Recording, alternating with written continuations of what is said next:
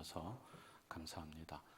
조금만 더 우리 성도님들이 신청해 주시고 찬양대 서시면은 꽉 찰 것 같아요. 이런 명절이라고 해도 여전히 몸이 피곤하고 마음이 많이 분주하셨죠. 이 시간에는 우리의 마음을 좀 내려놓고 차분한 심령으로 우리 말씀 여행을 같이 했으면 좋겠습니다. 제가 목회를 하면서 책을 통해서 많이 도전을 받고 또 지혜를 얻습니다. 우리 기독교 서적은 아니지만은 짐 콜린스라고 하는 사람이 쓴 좋은 기업을 넘어서서 위대한 기업으로, 이 책이 굉장히 유명한 책입니다.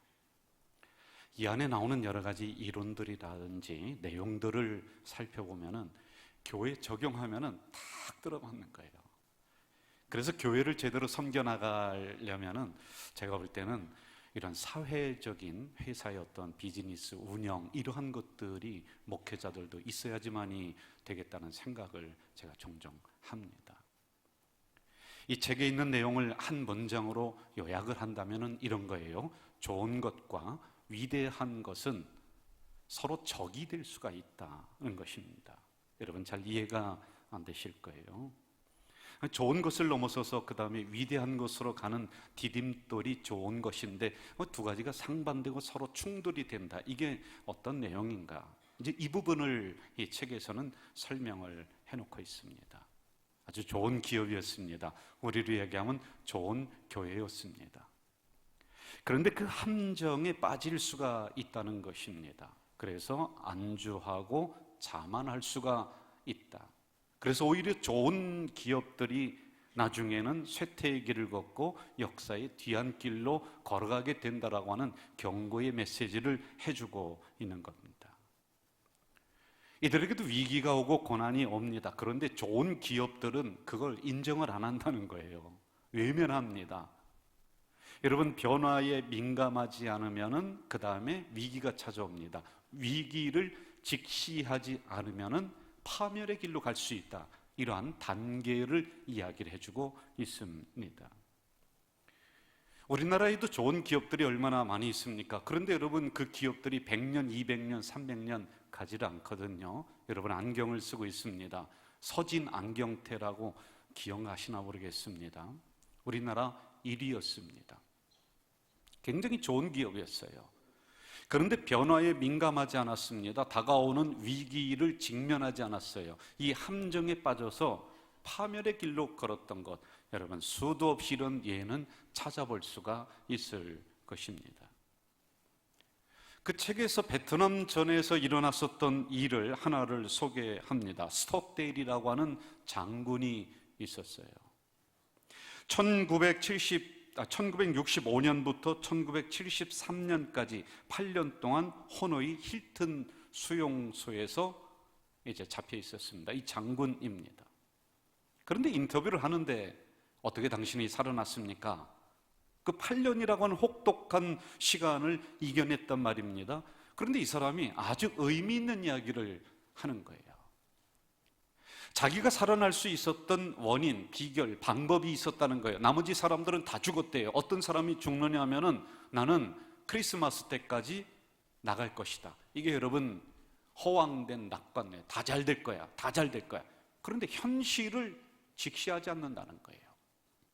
이런 사람들은 크리스마스 때가 돼도 여전히 수용소에 있거든요. 그러니까 그 다음 지나면은 절망감으로 죽고 나는 부활절까지 나갈 거야. 식구들을 볼 거야. 나는 저 미국에 돌아갈 거야. 그런데 안 되거든요. 그래서 죽었다는 겁니다. 이 장군이 했었던 방법은 허황된 낙관주의가 아니라 현실을 직시하면서 이 위기를 똑바로 쳐다봤다는 거예요. 그러면서 그 안에서 내가 살아날 수 있는 방법이 무엇인가, 고문을 이길 수 있는 체력, 독방에 갇혔을 때 내가 정신 이상이 되지 않고 이것을 이겨나갈 수 있는 방법, 이러한 부분들을 연구를 하고 그리고 살아날 수가 있었다라는 인터뷰 내용이었습니다. 많은 사람들은 위기가 닥쳐옵니다. 그런데 그 위기 앞에서 도망가려고 합니다. 그것을 직시하지 않는 거예요. 그리고 허황된 낙관주의, 다 잘 될 거야, 믿음으로 하면 다 성공할 거야. 여러분, 그런데 막상 거기 도착하면은 성공이 보장되지 않거든요. 형통이 보장되지 않거든요. 이랬을 때 오는 절망감, 냉혹한 현실을 무시하면 안 된다는 이야기였습니다. 냉혹한 현실, 냉혹한 고문, 이것을 똑바로 쳐다봐라. 그리고 그 안에서 견딜 수 있는 힘을 만들어라. 그럼 이겨나갈 수 있다라고 하는 내용이었습니다. 제가 상반된 두 기업을 여러분 앞에 소개를 좀 하려고 해요. 어렸을 때 사진을 찍을 때는 필름이라는 게 있었습니다. 지금은 디지털 카메라에서 그냥 찍기만 하면 여러분 다 됩니다. 그런데 필름 하면은 코닥입니다. 코닥은 132년 동안의 세계 모든 이 필름의 경제를 다 잡고 있었어요. 일본의 기업, 사진, 필름 완전히 장악을 하고 있었단 말이지요. 그런데 132년이 지난 2012년에 파멸의 길로 걸어듭니다. 여러분, 왜 그런지 아세요? 1975년에 코닥에 있는 그 회사에 있는 엔지니어가 뭐를 발견하냐면요, 디지털 카메라를 발견하는 거예요. 개발합니다. 자기들 회사입니다. 그런데 수뇌부들이 모였습니다. 모여서 야, 이게 디지털 카메라가 도대체 뭐냐? 앞으로는 이러한 것이 대세입니다. 그러므로 이것을 연구해야 됩니다. 이것을 우리가 받아들여야 됩니다. 자기들 회사에서 개발한 거예요. 그런데 수뇌부가 모여서 결론 내리기를 뭐라고 내렸냐면요, 그동안 해오던 거나 잘하자. 그게 이제 필름이에요. 필름이에요. 그래서 132년의 역사를 뒤로 하면서 그들은 파멸로 접어들었습니다. 변화에 민감하지 않았습니다. 다가온 위기를 직면하지 않았습니다. 그러므로 그들은 역사에서 사라지는 기업이 되었습니다. 지금은 이리신광교회 장로님이신 하림식품이라고 하는 기업이 있습니다. 처음에는 닭 몇 마리를 잡아서 그 도매로다 이렇게 넘기는 기업인데 지금은요, 굉장한 큰 기업이 됐습니다. 그런데 김원국 이 장로님의 간증을 들어보면은 언젠가 한번 우리 교회도 참 모시고 싶습니다만은 몇 번의 부도위기를 만나는 거예요. 2003년 5월에는 익산에 공장이 있는 게 전체가 다 불타버려서 있는 재산이 다 날아갑니다. 그런데 그분이 하는 얘기가 뭐냐면은 위기가 올 때마다, 고난이 올 때마다 자기는 하나님 성전에 와서 엎드리면서 이 고난을 피하지 않고 쳐다봤다는 거예요. 이게 왜 왔는가? 내가 지금 어디에 서 있는가? 어떻게 해야지 이 위기를 극복할 수 있는가? 여러분, 웬만한 사람들은 아마 술로다가 도피할 거려. 그렇게 할 거려. 그런데 그렇게 하지 않았다는 거예요. 이 위기 앞에서, 이 고난 앞에서 도망가지 않고 이 고난을 똑바로 쳐다보니 직시하니까 그 안에서 방법이 생각나고 그 안에서 길이 보이고 그리고 하나님이 돕는 사람을 보내주시고 그러면서 오늘의 기업에 이르렀다라고 하는 이 간증이었습니다. 우리가 잘 알고 있는 이스라엘 백성들 이야기를 우리는 이제 2달 가까이 제가 끌고 갈 겁니다. 핵심 주제는 고난이었습니다. 이 고난 앞에 이스라엘 백성들은 외면합니다. 피합니다. 그랬더니 430년이라고 하는 긴 세월 동안 억압의 시간을 보내는 거예요. 벗어날 길이 없습니다, 여러분. 30년만 억압당해도 정신, 언어가 바뀌어버리는 거예요. 그런데 여러분, 430년은 몇 세대입니까, 여러분? 그럼 도대체 이들이 왜 430년이라고 하는 긴 세월 동안 애굽이라고 하는 이 고난에서, 이 굴레에서 벗어나지 못했느냐? 저는 그것을 고난을 외면한 결과다. 안 쳐다봐요. 똑바로 직시하면서 이 고난이 어디로부터 왔고 나는 지금 어디에 서 있고 내가 나갈 길은 어디이고 이걸 정확하게 알아야 되는데 이걸 자꾸 피하는 거예요. 외면해버립니다. 왜? 힘드니까요. 이걸 헤쳐나가기가 너무 버거우니까 자꾸 뒤로다가 제껴놓고 안 보는 거예요. 그 결과 430년이라고 하는 이 시간 동안 그들은 벗어날 길이 없었다라고 하는 것이지요. 제가 상담을 오랫동안 해왔던 여자 집사님이 계세요. 지금은 우리 교회에 안 계십니다. 어디로 이사 가셨어요. 멀리 가셨는데요, 그분의 이야기를 해도 좀 될 것 같아요. 제가 그분과 상담을 하다 보면 두 가지 측면에서 화가 나요. 그 남편분에 대한 갈등의 이야기입니다. 이 남편분이 술 중독이에요. 거기다가 경제적인 부분도 제로입니다. 못 벌어요. 아주 오랫동안 그렇게 했습니다. 거기다가 도박도 또 손을 댑니다. 그리고 거기다가 3일에 한 번, 4일에 한 번씩 자기 부인을 때리는 거예요. 폭력을 하는 거예요. 폭력을요. 그래서 제가 그 이야기를 듣다 보면, 야, 뭐 그런 남자가 다 있나. 아니, 돈 못 벌어오면은 조용히 앉아있든지 뭐 부인이라도 때리지도 말든지. 그 이야기를 듣다 보면 남자에 대한 그 화가 제가 막 치밀어요. 그런데 마지막에 가서는 그 집사님한테 제가 화가 나는 거예요. 뭐라고 하느냐면은, 끝판에 가서는 뭐라고 했느냐면, 그래도 목사님, 우리 남편은 괜찮은 남편이고 착한 사람이고, 아니 그러려면 왜 나한테 상담을 했어요? 그 뭐 목사가 뭐 무슨 뭐 같이 뭐 이혼하세요 뭐 그런 얘기는 할 수는 없지만, 그래도 제가 막 동조를 해준단 말이에요. 아이고 뭐 그런 사람이 다 있습니까? 아니 어떻게 그렇게 합니까? 근데 마지막에는 이 부인이 있다가, 그래도 목사님, 우리 남편 같은 사람 없어요. 그렇게 되는 거예요. 그게 이제 화가 나는 거예요. 그냥 안 벗어나요. 그 굴레에 계속 갇혀 있어요. 그래서 상담을 수십 번 했는데 똑같은 얘기, 똑같은 거예요. 이게 너무 내가 힘들고 화가 나는 이유입니다. 그 왜 그런 거 봤더니요, 이런 게 있더라고요. 미국의 심리학자인 오커라는 사람이 매 맞는 아내 증후군이라고 하는 이걸 이제 발견을 합니다. 처음에는 약한 폭력이 일어나요. 그런데 이게 반복되면서 이 폭력이 5년, 10년 막 계속 지속되면서 폭력의 강도가 점점 세지는 거예요. 그러면서 자기도 모르게 반복된 행위에 대한 학습이 일어나는 겁니다. 처음에는 한 거 합니다. 그랬더니 남편이 미안하다고, 내가 이제 다시는 안 그러겠다고 거기에 대해 희망을 가져요. 그런데 그 다음에 또 폭력이 일어나요. 그런데 그 강도가 조금 더 세져요. 그럴 때마다 남편이 미안하다, 다음엔 안 그러겠다, 계속 하는데 이게 10년 동안 이게 꾸준하게 반복이 되는 거예요. 이런 상황에서 그 여자는 특수한 심리 상태에 봉착을 한다는 거예요. 이게 뭐냐면요, 나는 개선할 수가 없다, 안 된다. 그리고는 남편이 자신을 때릴 수 있는 권위가 있다는 걸 인정하게 돼요. 자기가 부여하는 거예요. 왜? 자기 합리화를 시켜버리는 거예요. 우리 남편은 나를 때릴 수 있어, 나는 그런 존재야, 나는 매 맞는 게 당연해, 이렇게 귀속이 된다는 거예요. 이게 오랜 시간 동안 학습된 무기력 속에 들어간다는 겁니다. 나중에 어떤 이유로 때리냐면요, 방 청소 안 했다고. 그러면요, 매를 맞고 나서는 내가 방을 깨끗이 치워야지, 이거 못했네 하면서 깨끗이 치운다는 거예요.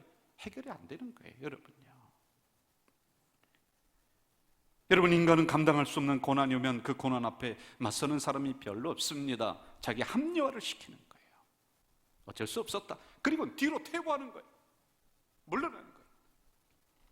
이 어려움과 고난 앞에 직면하며 직시하며 이걸 쳐다봐야 되는데 그렇지 않습니다. 그리고 마지막에는 어떻게 하는지 아세요? 이거는 내가 살아갈 숙명이야, 나의 운명이야, 그렇게 직결돼 버린다는 것입니다. 이스라엘 백성들은 다가온 고난을 외면합니다. 그리고 이 수순을 받는 것입니다. 반복되는 상황 속으로 인해서 무기력합니다. 그래서 나는 애굽이라고 하는 이 권력에 의해서 그렇게 눌리며 살아갈 수밖에 없는 존재. 이 고난은 당연한 것. 우리 민족은 이 애굽이라고 하는 민족을 벗어날 수 없다라고 하는 숙명론에 이르게 되는 거예요. 그러니 여러분, 하나님의 말씀이 들어오지가 않아요. 하나님의 음성이 안 들리는 거예요. 왜? 귀와 눈이 다 닫혀버려요. 그래서 430년을 긴 세월 동안 그 어려운 역사를 반복하는 것입니다. 우리는 종종 외면하고 싶은 현실을 여러분 만납니다. 그것이 건강일 수 있습니다.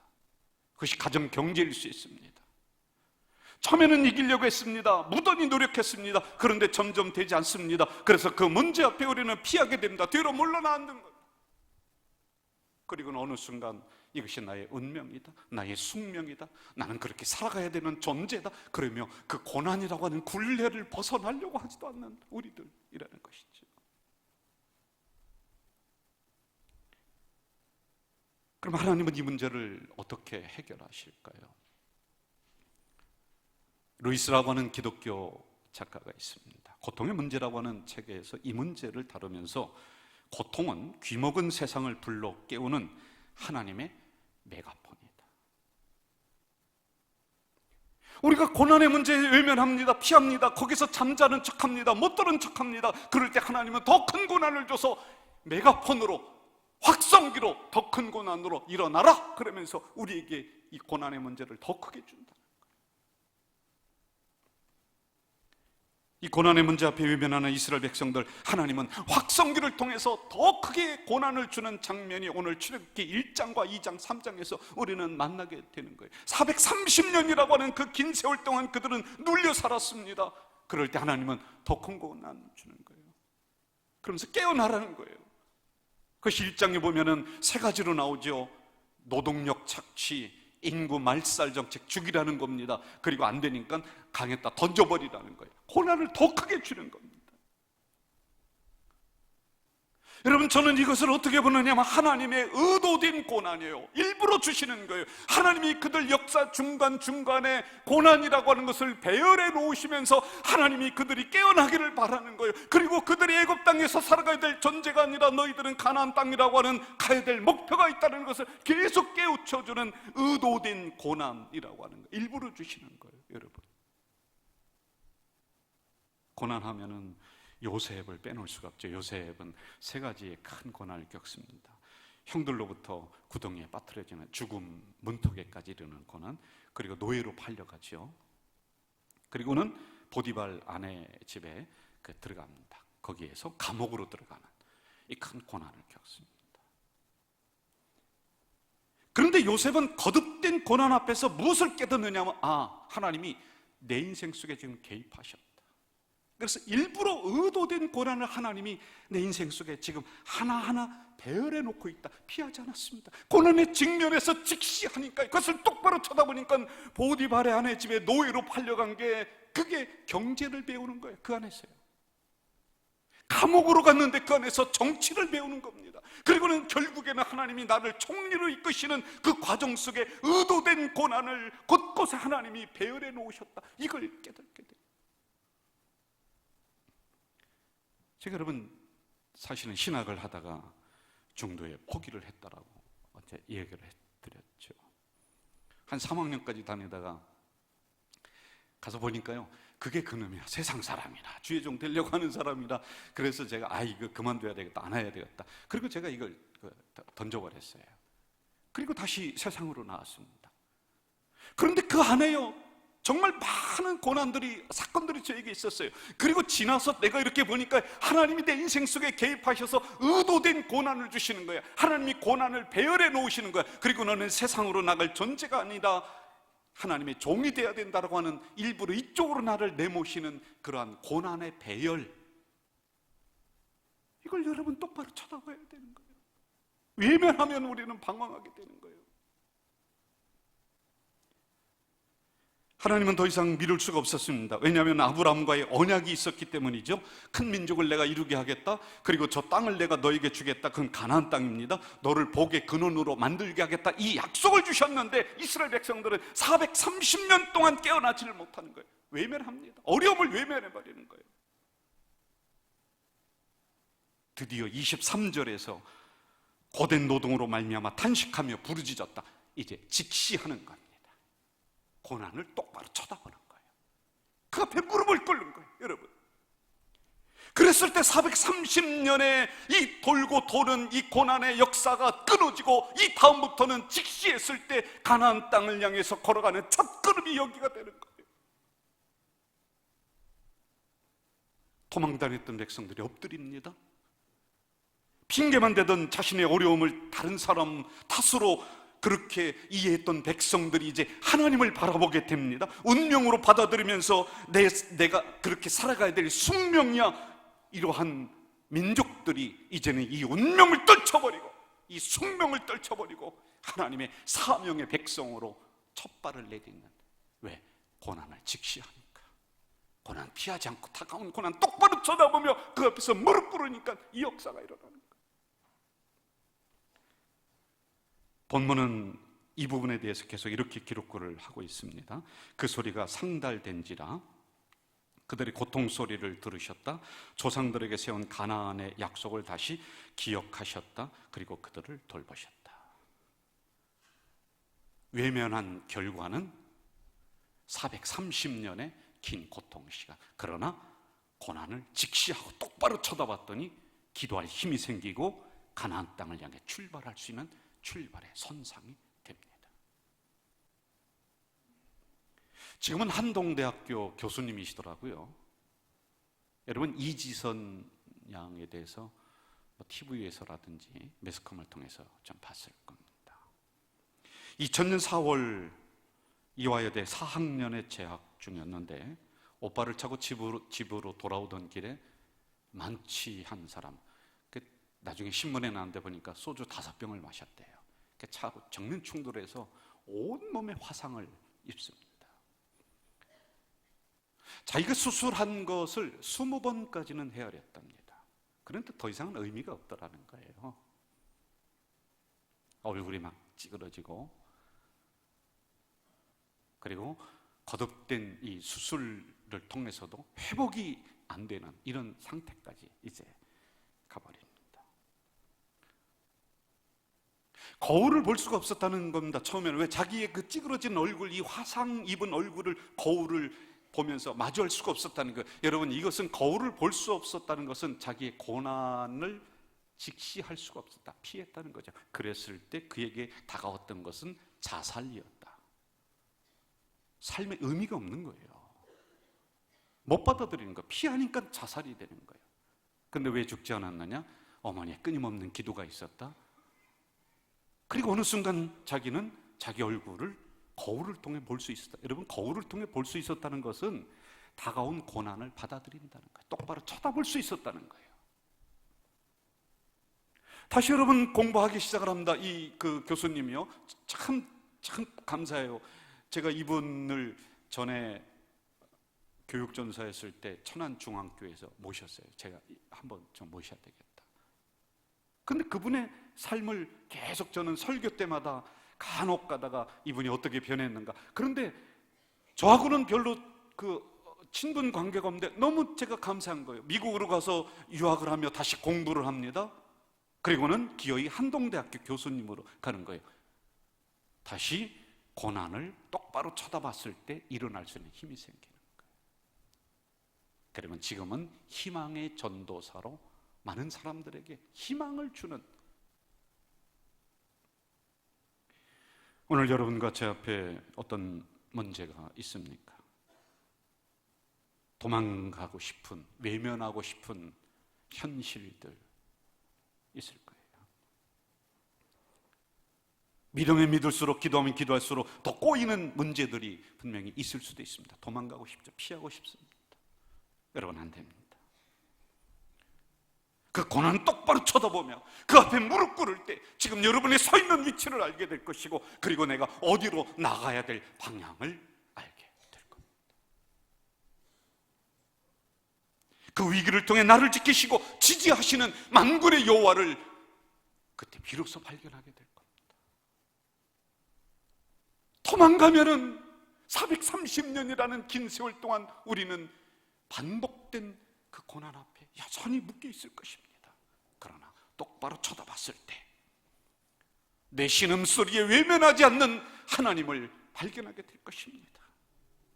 여러분, 고난을 똑바로 쳐다봤을 때 아프지만 힘들지만 거기가 해결받을 첫 출발점임을 알게 될 것입니다.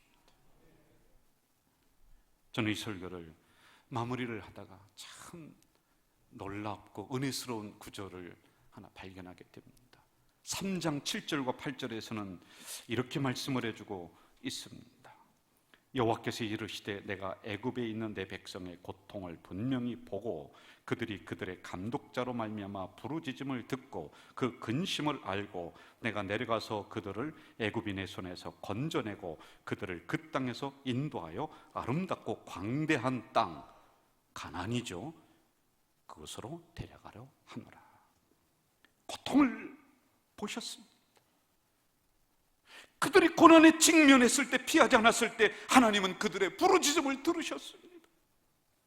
그리고 그들의 근심을 하셨습니다. 그리고 그들 역사에 내려가셔서 그들 인생 속에 개입하셔서 건져내셨습니다. 그리고 가나안 땅으로 인도하셨습니다. 하나님이 움직이기 시작하신 것입니다. 여러분, 고난을 외면했더니 하나님은 움직이지 않으셨습니다. 그러나 여러분 앞에 당면한 그 고난 피하지 않고 핑계대지 않고 그 고통을 보고 부르짖고 하나님이 들으시고 하나님이 근심을 아시고 하나님이 여러분 인생 속에 내려가셔서 구원해 내시고 가나안 땅으로 인도하실 걸 믿으시기 바랍니다. 고난을 똑바로 쳐다보십시오. 그리하며 가나안 땅의 축복을 받는 우리 성도들 되시길 주의 이름으로 축원합니다. 전능하신 아버지 하나님, 외면하고 싶은 현실들이 얼마나 많습니까? 외면하고 싶은 그런 사건들이 또 얼마나 많습니까? 그럴 때 도망가지 않고 그 문제를 직시했을 때 하나님의 뜻을 헤아려 알게 되고 하나님이 나에게 말씀하시는 음성을 듣게 되며 그 고난을 직시했을 때 가나안 땅을 향해 걸어가는 첫 걸음이 바로 거기가 될 줄로 믿습니다. 하나님 앞에 내 고난을 붙들고 무릎 꿇고 기도했을 때 고통을 보고 우리의 부르짖음을 듣고 내 근심을 알고 내 인생 속에 내려가셔서 건져내시고 인도하여 내시는 하나님의 놀라운 역사를 경험하는 우리 공동체의 식구들이 될 수 있도록 도와주시옵소서. 예수님의 이름으로 기도하옵나이다. 아멘.